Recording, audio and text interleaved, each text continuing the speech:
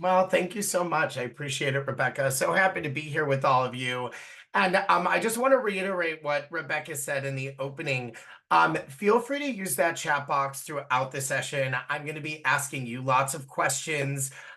You can certainly ask me questions in the chat. I could look at the Q&A at the end, but really just I like to kind of do it in the moment. So if questions pop up, I will get to as many as I can. But I really want to encourage you to be here for you right now. I think that this is such a great opportunity for us to take some time and think about how we are doing in creating an inclusive culture and an inclusive environment, no matter where we are and no matter what your position is, whether that's HR or you're in leadership, or even if you are not in terms of title, a leader. I think that being inclusive is an act of leadership. And in order to be great leaders, we need to be inclusive. And this all relates to our wellness as individuals, as teams, as organizations. And so be here for yourself right now and see where you can learn, how you can grow, and maybe what you can share with others. So again, thank you for having us. I am Shaun Sperling, obviously. I'm here from the organization ThinkHuman, and just briefly, I want to tell you what ThinkHuman does is, we work with fast growth and entrepreneurial companies and companies that are changing to really help people be great people leaders and to help create great teams. And our programs are really designed for lasting change. It's not so much of quick hits of learning, but more about habit formation and long-term change. So we look at things like brain science and shifting behaviors for us to have the biggest impact that we can. And so I am so pleased to be here, especially under this umbrella topic of recognition, because I know personally how important that is to be recognized in a way that really moves me as an individual. And I've seen it firsthand as how leaders can really make such a difference by really seeing and hearing their employees for who they are and really being able to recognize them in a way that works for them. So again, I said it already, but I'm so glad you're here and really be here for your own growth. I also want to encourage you to show up with just curiosity. I know that inclusivity is a topic that many of you are well aware of and familiar with.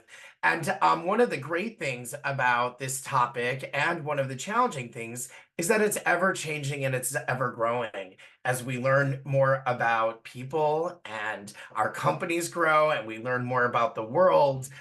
We constantly are learning how to be even more inclusive than we are now.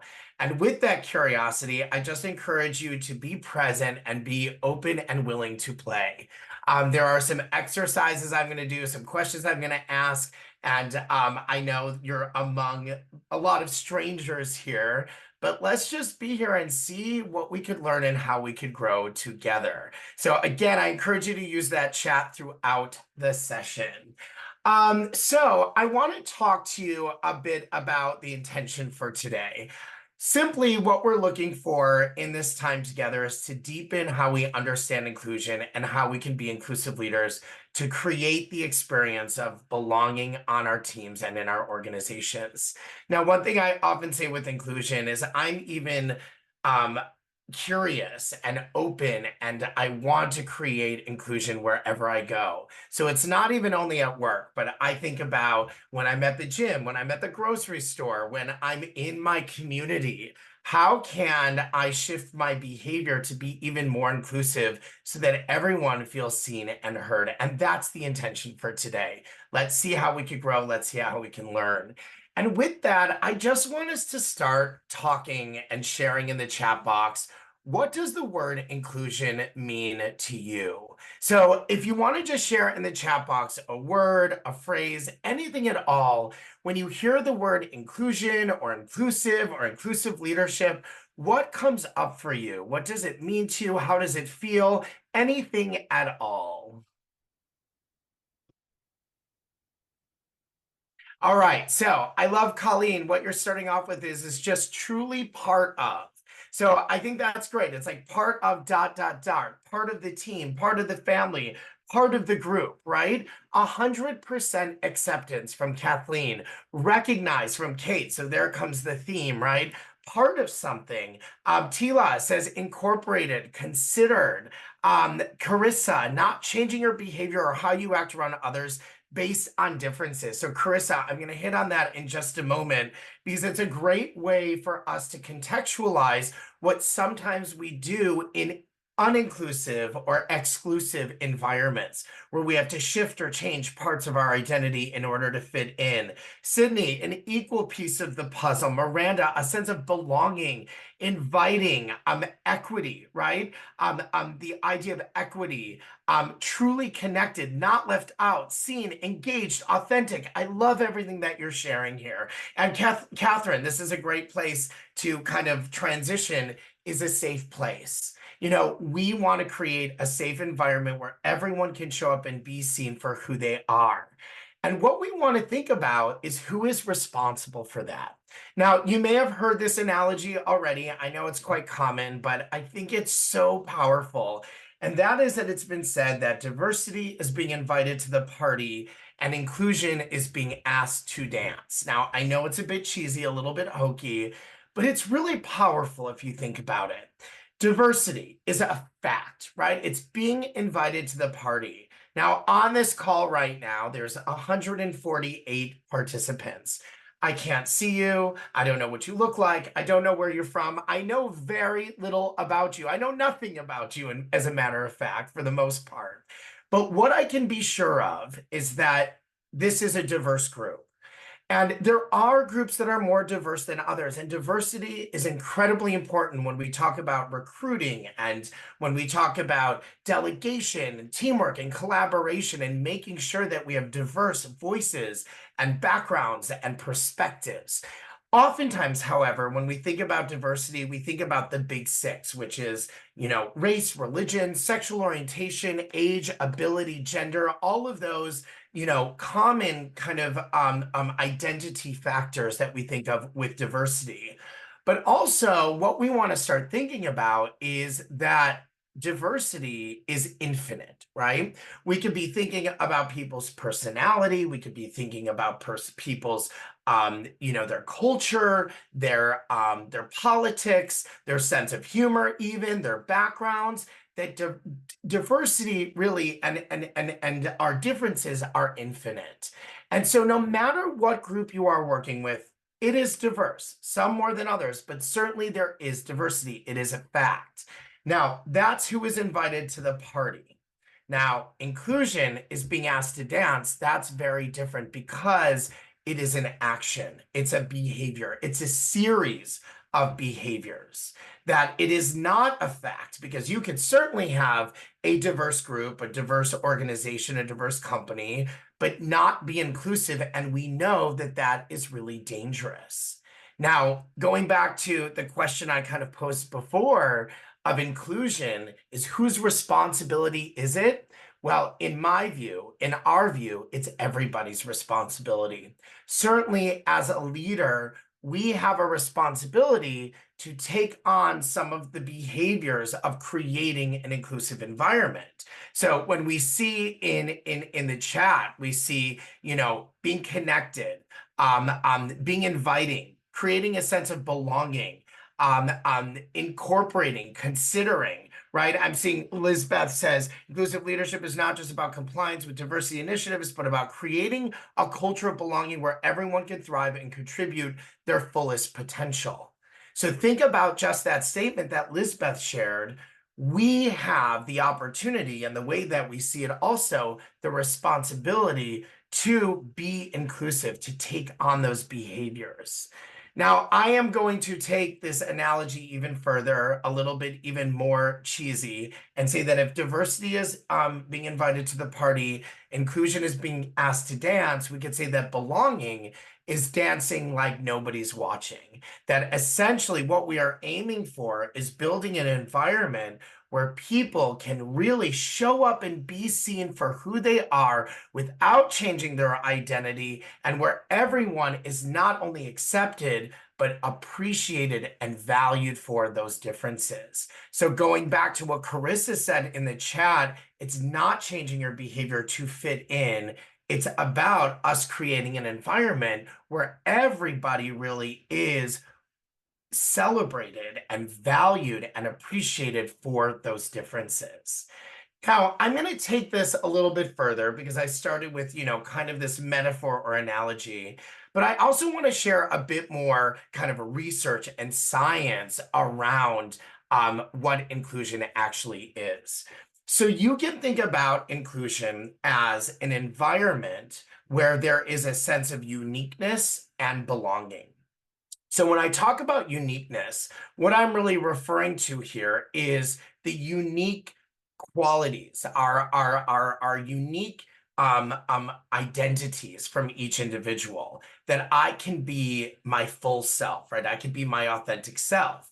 Now, belonging, on the other hand, is that environment where I am accepted and I feel like I am part of the team. When we have those two together, what we have is inclusion, is that I feel recognized and I have a place in the group. Now, the opposite of inclusion is exclusion. Exclusion is where we don't actually have this environment of our ability to be ourselves, our ability to be unique, and nor do we have an environment where I feel like I am part of the team. That is exclusion. Now, I will tell you right now, I find in all the work that I've done with organizations over the years that it really is rare that I see environments that are strictly exclusive. What I see often is more of the other sides, which is differentiation and assimilation. So I want to talk a little bit more about that. Now, in environments of differentiation, what you have there is an environment where people can be their unique self, they can be authentic, they can be themselves, but they don't quite feel like they are part of the team.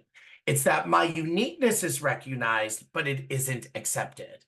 Now, I will tell you, in most of my career before coming to this world, I often felt that. I felt differentiated. When I was an attorney, that's where I sat most of the time, or that's where I felt. And it wasn't because the leaders didn't want to create a sense of uniqueness and belonging, or otherwise known as inclusion, but it was just habits, right? It was the way, the culture, it was the habits. And so an example of this is, where our Monday morning meetings, our managing partner would go around and he would talk to everyone and say, to all the other attorneys, how was your weekend? How's the wife and kids? How was your golf game? And what I started realizing is that he never asked me about my boyfriend or my partner or my weekend. And I do not believe that was intentional. I had a good relationship with him, but I think maybe he didn't know if he should call my boyfriend or my partner, or maybe he didn't think that we had, a whole lot of in common. And I felt like, okay, I could show up as myself, but I didn't quite feel like I belonged. And this was often, that's just one example. Now, on the other hand, in environments where people feel like they belong, but they can't quite be themselves, that's assimilation. And that is exactly what Carissa said in the chat box, is that in an environment where I have to shift or change part of my identity in order to fit in, that is assimilation. So we've got inclusion, exclusion, differentiation, and assimilation. Now, what I want to ask you is to take a moment and reflect on your organization, the organization or the team that you're a part of. And I'm going to ask you to do this if you are able to. I actually am not sure you have this feature, but if you have the annotate feature, where you'll find it is there's a little pen with a squiggle on the bottom left-hand corner of the screen. If you click on that, and then you'll see a check mark, you'll get a stamp. So a star, a heart, any of the stamps will do. And I'm going to ask you to share on the screen, where do you see your organization? Do you see it as inclusive? Do you see a culture of differentiation, assimilation, or exclusion? Or it can be somewhere in the middle. It doesn't have to be just one place. Now, if by chance you're not able to use the annotations, you can certainly put that in the chat. So you could say inclusion or differentiation, or you can say somewhere in between. You could give a little bit more context. So either with your annotations or in the chat, where do you see your organization? Let's see what comes up. Okay, so thank you. Kayla says differentiation. We've got Lisa at inclusion and assimilation. Netta at assimilation.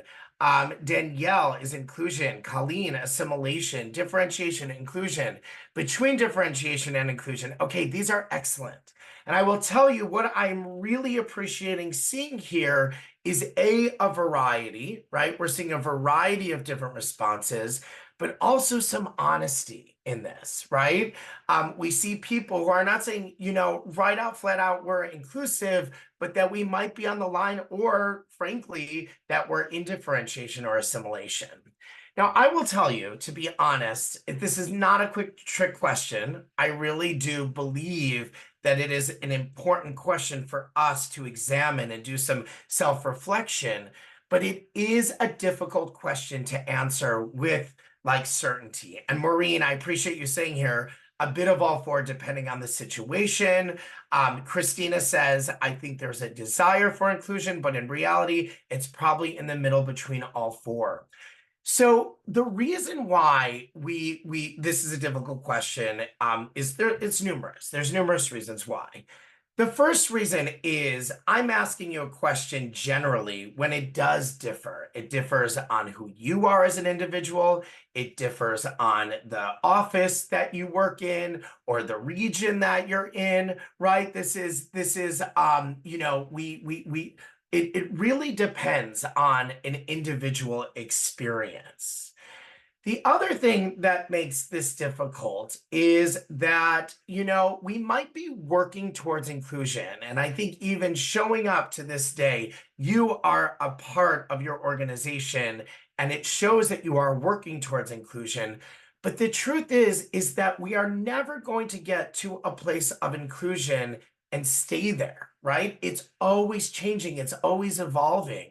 And so, as some of you are saying in the chat, in some situations we're inclusion, in other situations we might be all the way in exclusion, right?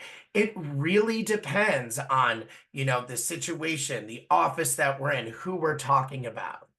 Here's another interesting piece of this that I will share with you that I get a lot when I'm working with different organizations.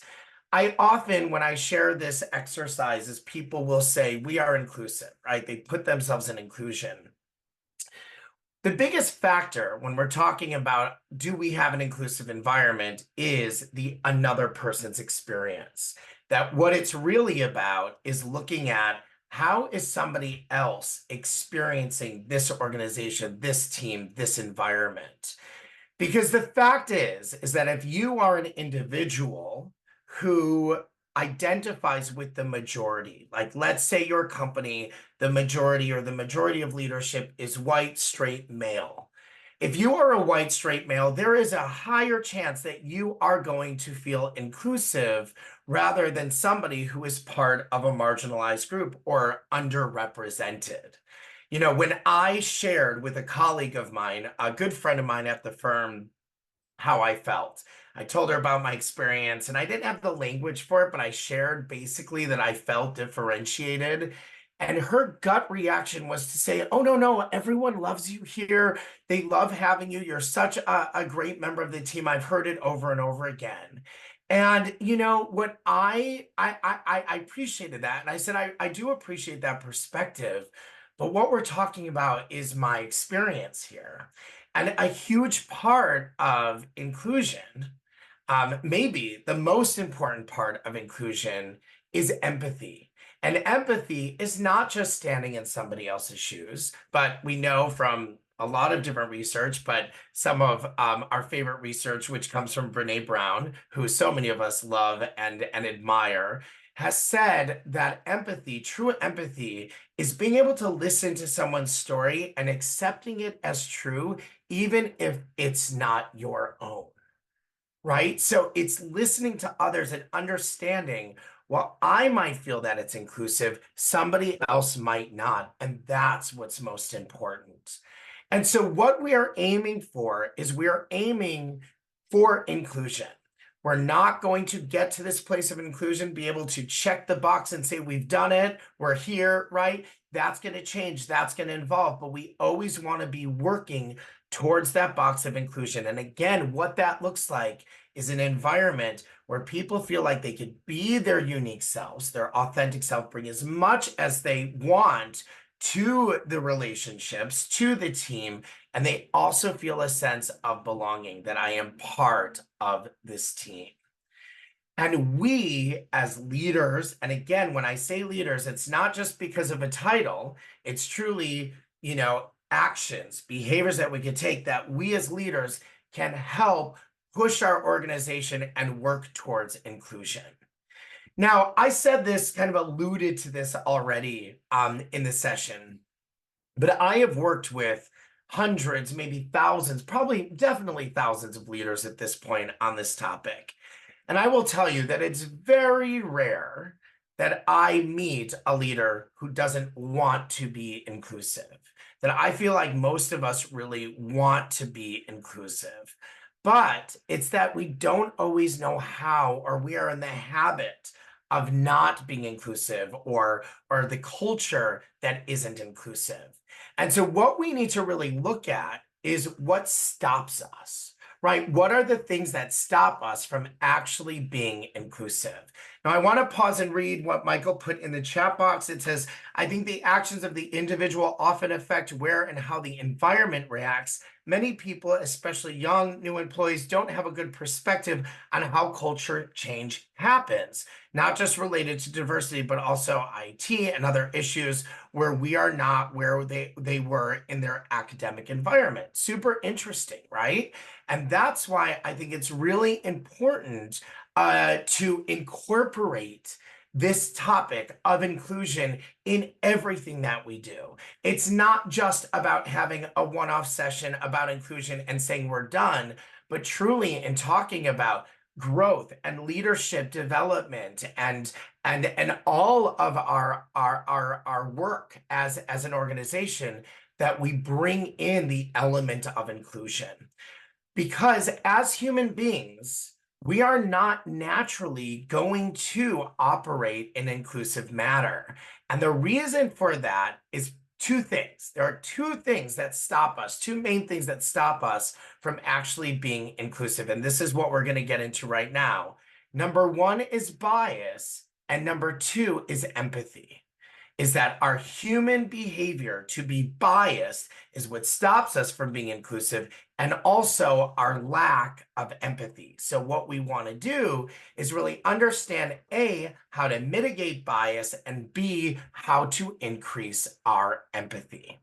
Now, when talking about bias, right, I think most of us have a basic idea and understanding what bias is. Now, I could teach a whole day training on bias, but I will quickly just say that the simplest way that I like to explain bias is that our brains really rely on patterns from the world around us, that they use mental shortcuts to quickly process information so that we could reduce cognitive load.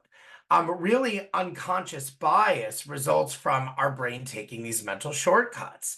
It's an incredible mechanism that our brain has, that we can make quick, fast decisions, right? We can multitask, we can wake up in the morning and go to bed at night and get a whole lot done, right? Without thinking about every little step, because our brain really relies on those shortcuts. Now, that has great benefits, right? It is so beneficial because we can be productive.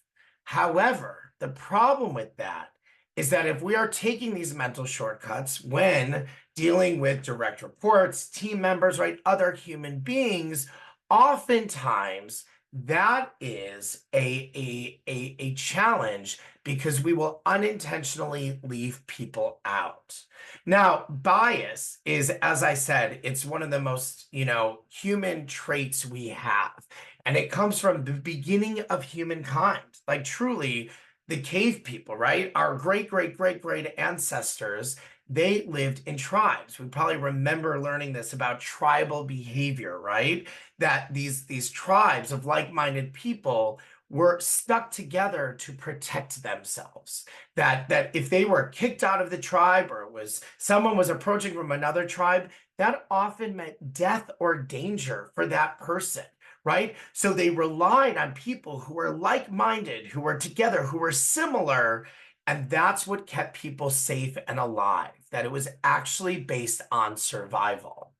Now, we have evolved since then as human beings. We know that difference is important, that difference is what brings about innovation, creativity, change, all of the things we need and want on our teams and in our organizations. But it's us that has to do the work to get there. Because if we rely on our human nature, what we are always going to run into is bias. Now, I have a quick question for you. I'm curious your thoughts on this. What percentage of your thoughts and decisions that you make every day, what percentage do you think are actually conscious and rational and thoughtful? So, what percentage of our thoughts do you believe are actually conscious, rational, and thoughtful in any given day? You can just give me any percentage in the chat box.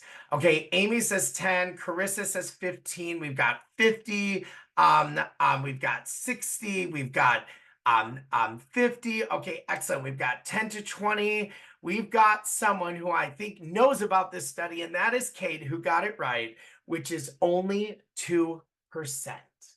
How mind-blowing is that? That only 2% of our thoughts are conscious. This is science. This is research from a professor of psychology named Gazzaniga. It was also presented in the book that's pretty well-known, Thinking Fast and Slow. And what he estimates in this study is that 98% of our thinking is unconscious, meaning it's fast, it's quick, it's stereotypical, right? And so this is what shows us that, that ability for our brain to make quick, fast decisions is something that really helps us. Let's see what Amanda's saying. The other 98% all based on a once conscious decision history. No. If you want to explain a bit more about that question, please ask in the chat because I'm not quite sure what you're asking there. But that 98% is based on our fast stereotypical thinking. And again, from an evolutionary standpoint, this has great advantage. It really means we could be very efficient and get a lot done in the day. But when we are talking about inclusion and we're talking about leadership, what our goal is to slow down our thinking, to be more conscious when we're talking or considering people for hiring, firing, delegation, collaboration, right? All of these pieces is that what it means for us is that what we want to do is tilt the scale here. Now, a lot of us go through bias training and we understand this. Okay, we're all biased. We all need to shift our thinking, but why don't we, right? There's real reason for that. And I want to do a little exercise for you. Unfortunately, we can't see everybody in this session because it's only me that you can see. But I'm going to ask you if you're willing and able to join me in this exercise, okay? If you would and you're able to, give me 2 thumbs up like this. So I'll give you a moment to join me. Hopefully you are. I can't see if you are, but hopefully you are. Now I'm going to ask you to give me, with one hand, the thumb up, and with your other hand, give me a pointer finger like this. Now, here's the main thing. You have 1 thumb up, you have 1 pointer finger. You're never going to make a gun symbol like this, right? You're always going to have a pointer and a thumb up, okay? Hopefully you're with me on this. And now what I'm going to ask you to do is join me in switching back and forth when you are ready, just like this, never making the gun. So it's like this. Switch, switch, switch, switch. Just join me when you're ready and see what happens. I'm going to give you a moment to play. You see how I'm doing it, just like this. Okay, I'm going to pause right there. All right. Now I'm going to ask you this question. Okay, Rebecca, you're answering it for me right away. I'm struggling. How many of you were able to do it? Okay, how many of you got it? We've got Chris who says that was so hard. We've got Darlene who says that was so hard. Maureen says nope. Okay, we've got Tira. Is it Tira or Tyra? Let me know if I'm saying it wrong. I think it's Tira, but if I'm not, please let me know in the chat. You said yes, slowly. Kayla says didn't get it. I don't have the coordination from Leslie. Up first, then struggled from Vicky. Okay, these are excellent. Okay. Here's what's going on. All right. I want to describe what's going on. Oh, wait, I have another question before I tell you what's going on.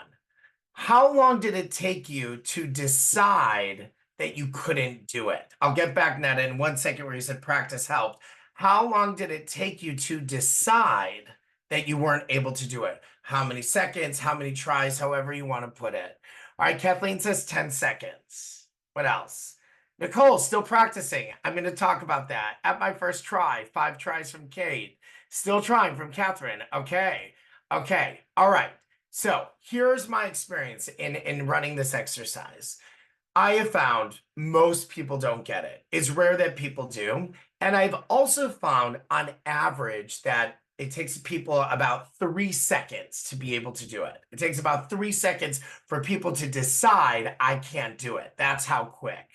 Now, here's what's going on in that moment is you are all going, for those of you who couldn't do it, who said I couldn't do it, what's happening is your brain is going into threat response.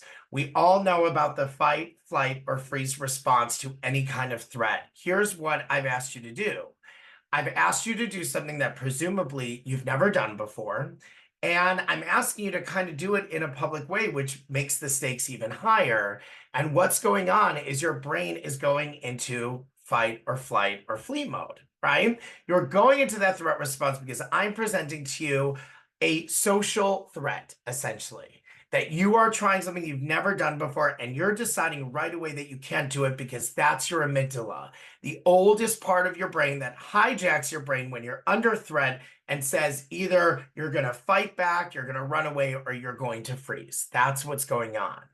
Now, some of you have put in the chat box. I see it from Catherine, still trying, Nicole, still practicing, right? All of these practice help from Netta. What's going on for you, those of you who are still trying, is you have gotten yourself out of the amygdala and into the prefrontal cortex. The prefrontal cortex is the part of our brain that's more responsible for reasoning and calculating and slowing down, right? And making conscious decisions. So some of you look at that and you're like, I can't do it. Someone, I forgot who said it, but someone said, I'm not coordinated enough, right? That is the fast thinking. That is that 98% where you're like, can't do it, I'm done.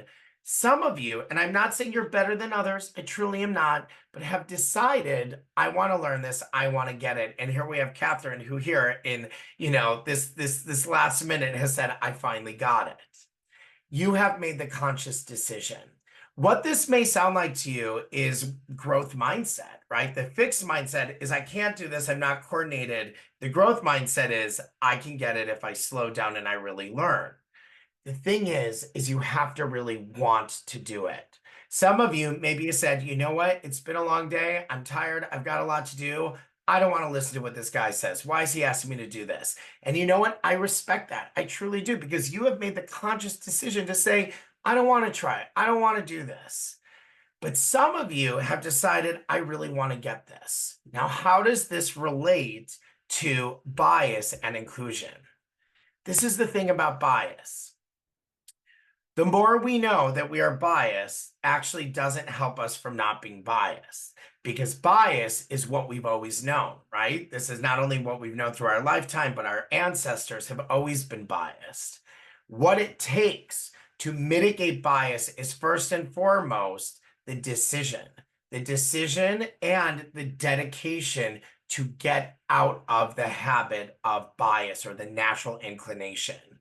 I will tell you, when I started doing this, I was the same as most of you. I said, I'm not coordinated. I can't do this. And look it, I could do it with no problem now. And what I think you'll find, if you really want to, if you just keep practicing, you're going to get it. And so the reason why we don't always get inclusion right and why inclusion programs often don't work is because we don't put the effort and the practice in because frankly, it's difficult. This is what we've always known. We're going to do fast thinking, stereotypical thinking because that's what's efficient. And so we have to make the decision to slow down to mitigate that bias. So number one, it's the decision to do it. Number two, what we have to do is be more data driven. That's really it. Now, Leslie, before I get into this, I will say this. You said, I kept trying and it doesn't register in my head. This is a great example of how this is hard. Some people might get it faster than others. I promise you, Leslie, I promise. I wish I could like offer you something if you don't get it. But I promise if you really want to get it, you can. It just takes slowing down and practice, much like being inclusive. So once we decide we can do it, we have to practice it. And the practice comes from being more data driven. And what that means is separating fact from personal opinion and being more data driven. In all decisions we make about anything, especially about other people, bias is going to be there. We are going to have our gut instinct. We are going to have our intuition, right? And that's not necessarily a bad thing, right? That helps us in a lot of ways.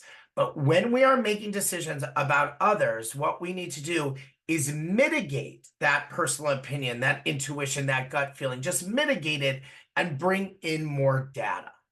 So if you think about this in hiring, this is what happens so often. Even with the functions we have in place of a panel of people to bring people in, and give their opinion, it's just in that word, right? It's often when you bring someone in for hiring, you say, well, I really liked them, or I think they'd fit in well here.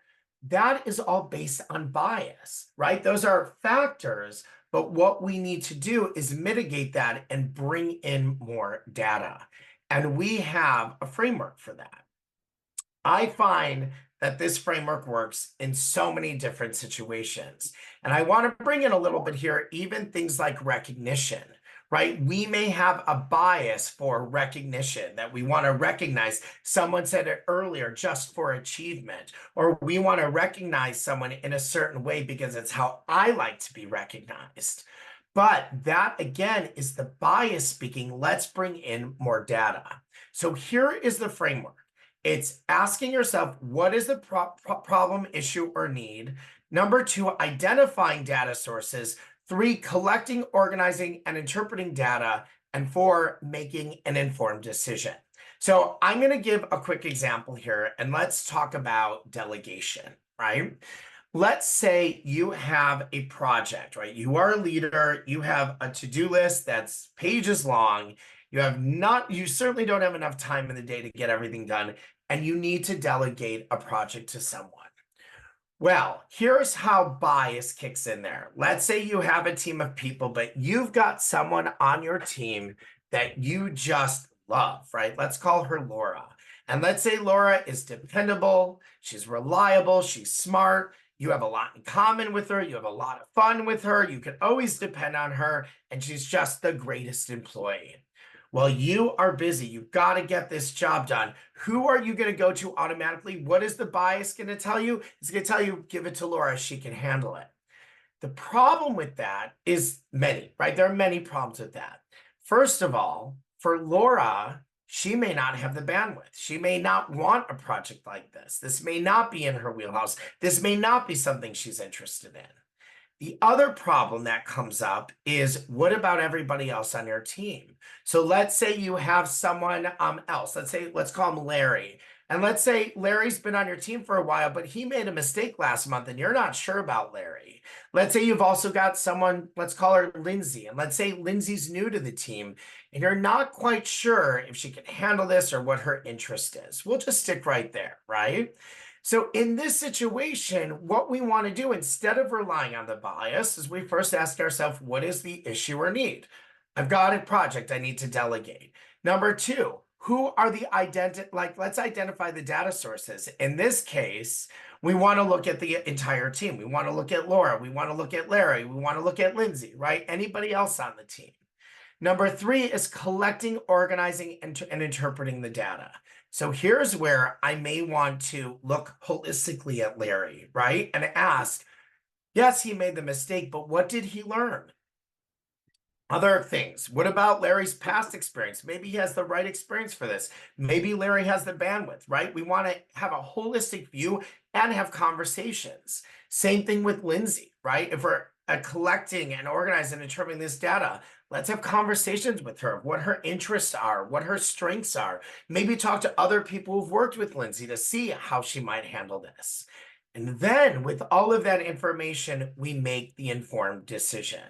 Now, Michael, you're saying this four-step framework probably works fine for most middle management, but C-level isn't likely getting into that much detail. Well, that's a very good point, but that's why middle management is so key here. Because middle management needs to be able to speak up, right? And take a stand. I think middle management is the hardest place to be, right? Because you are taking a stand for your people and you're taking a stand and really taking, initiative and having the conversations that need to be had with C-suite. And I will push back that on a little bit on that and say that even though this seems like a lot of detail, it is a lot like this, right? At first, it seems like that's a lot, right? That's a lot to comprehend and a lot to decipher. But once you get more in the habit of this, we make more informed and more conscious decisions. So I think we can encourage C-suite, right, to think in a more rational way, but also as middle managers, if that's where you have a great opportunity and maybe a responsibility to push back when some of these decisions are made. Now, let me ask you in the chat, if you would, if you look at this four-step process, where do you think that this could also be helpful? I talked about delegation. What other decisions do you think can be made using this four-step process? What comes up for you?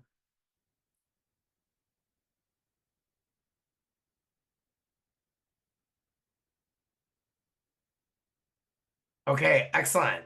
Empathy for sure. Promotions. What else? What else? We've got promotions, we've got delegation, prioritization of projects. Absolutely. Also, I'll add in there, especially because of what we're talking about today, in recognition, right? Learning and development needs. These are all great examples. We have the opportunity. And what I encourage you to do is just give this a try, right? Give it a try about how your decision making might be different if you just take a step back from the quick thinking and think about this differently. So now that we have an idea of bias and what we might want to do to mitigate that bias, what we want to look at now is the second thing that stops us from being inclusive, and that is empathy. We need empathy in order to be inclusive. And the thing is about empathy is that the more we get into positions of power, the less likely we are to have empathy. And I'm going to share a bit more about that in just a moment. Before I do that, I want to do another quick exercise, and I'm going to ask you to think about 3 aspects of your identity.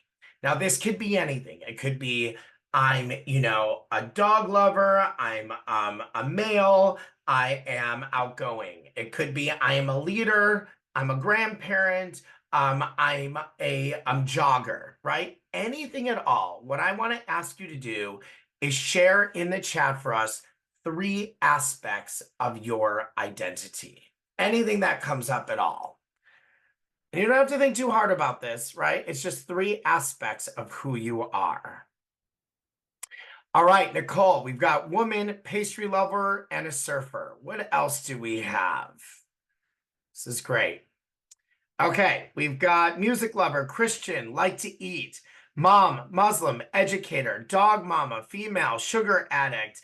I think a lot of people are hungry in here. A leader, woman, creative, fate, runner, dog lover, working mom, wife, friend, reader, hiker, mom, vegetarian, music lover, artsy, mother, woman of color, music lover, woman, dog lover, nature lover. Excellent, right? You could go on and on here. Mom, vegan leader, mom, faith leader. Excellent. All of these pieces. Now, I'm going to ask you this question, even if you didn't put your identifiers in the chat. And I mean, I already know the answer from what I see, but I'm wondering, did anybody put or think about putting able-bodied? Did anybody put able-bodied at all? Like anything around there? Thank you. Tira, I hope that's how I pronounce it. Again, correct me if I'm wrong. Netta says no. Crystal says no. Excellent. I think you're saying yes to how I'm pronouncing your name. Anybody else? So I see no's, right? Now I'm going to ask, no, that's okay. I'm going to ask another question. So nobody put able-bodied. Did anybody put heterosexual? Anybody at all put heterosexual? Okay, Crystal, no. Stanley, no. Netta, no. Tira, no. Okay, now, even if you didn't respond, I will tell you, I know it's a weird question or weird questions to be asked. I did not expect anybody to say yes. I have asked this of a lot of different groups, and it is very, very, very rare that anybody says yes for either of those questions. And there's very clear reason for that, right? It's not something that you would probably put top of mind if you're able-bodied or heterosexual. Now, the reason why I ask this is because if you are differently abled or disabled, I know people like different terms for that. If you're differently abled or disabled, what I have found in this exercise is most people will list that as one of their three identifiers. And it makes a lot of sense. It makes sense because if you are differently abled or disabled, let's say you need a wheelchair to get around, it's something that's on top of mind because it has to be, right? If you are going to a public space and you need to go, to a building, let's say, and it's on, not on the ground level, you have to think, is there an elevator? Is there a way for me to get there? If you are going to a theater, right, you have to think, is there seating, right? So it's top of mind. Now, if you are able-bodied, that's not something that you are naturally thinking about on top of mind. Now, the reason that I bring this up is because not long ago, I was doing a session at a conference, a big, large conference. And when I arrived, they asked me, do I want a handheld mic or a clip-on mic? That's a common question. And I said, you know what? I don't need a microphone. I'm very loud and very active, and it'll be better for everyone if we don't deal with the mic. The session went really well, got great feedback, felt really good about it, except for one bit of feedback. Someone wrote on the feedback form, I am hard of hearing and couldn't hear anything Shaun said, so this session was worthless for me. Well, that really hit me in my heart because, again, my purpose is to help people learn and grow and provide a great experience for everyone. And what I realized in that moment is that I was not being empathetic. I was not thinking about somebody else's experience. I was only thinking about my own. Now, that had a huge impact on me, that I have to think about something outside of myself. Now, similarly, when I asked, did anybody put heterosexual? If you are heterosexual, it's not something that you're probably going to think about because you don't have to. However, being somebody that is gay, it's top of mind often. Recently I went to visit family, and my mom said we're going to go to Wisconsin for this family weekend, like everyone was getting together, and it was a small town, and I thought I love those gatherings, but I did think, how safe and comfortable am I going to feel in this unknown smaller town, right, that I've never been to? And it's not that I necessarily thought like, I'm going to be harassed or it's going to be dangerous, but I'm also going on vacation and I want to be able to be myself and not worry about it. And so it's something that I have to think about that others don't. There are many examples of this that come up where you realize, oh, it's not just about my experience, about somebody else's. And yes, Kayla, I say yay, Wisconsin also. I spent a lot of time growing up there. So this is why we have to be aware of other people's experience, which is empathy. And I said this before, and I'll say it again, is that as leaders, what often happens is as we get into positions of leadership, is our empathy might decrease. In fact, in a study and a paper written by David Keltner. He wrote this study called the Power Paradox. And what he said is when we feel powerful, our brain automatically wires us to achieve goals and execute plans. And in that process, it reduces our empathy for others. And with an increase in power, there's a diminishment in our ability to empathize, collaborate, and share with others. And this is why it's so important as leaders who are well-intentioned to know that it is an automatic process of the brain, that if we are suddenly thinking more about deadlines and thinking about deliverables and the pressure of being a leader, that there is going to be an automatic diminishment of empathy. But like anything, like I talked about earlier, empathy is learnable, that we can work on our empathy, we can grow our empathy so that we can be more conscious of others. So that is what we're looking at here, right, with empathy, is that we have to not shame leaders for not being empathetic. We have to increase that empathy. So before, in the comment about C-suite leaders, about them not thinking through or expecting them to be so conscious of the details that go involved in making decisions, that this is where we can really have huge impact by increasing our empathy. And that is what makes us more inclusive leaders, mitigating our bias and increasing our empathy. So with that, I just want to thank you all so much for being here, for taking the time in the last session today and having me in this conversation. I will say one thing in the Q&A. Somebody brought up the recent attacks and legislative attacks against DEIB training and efforts. This is what I will say. DE&I will always be changing, right? We have to be on top of this. And in my view, what we need to do is incorporate inclusion, diversity, equity, and belonging in everything that we do. And that's really what I think the solution is. So with that, again, thank you so much. Tila put a link for more about ThinkHuman, and I will pass it back to Rebecca. Thank you all so much.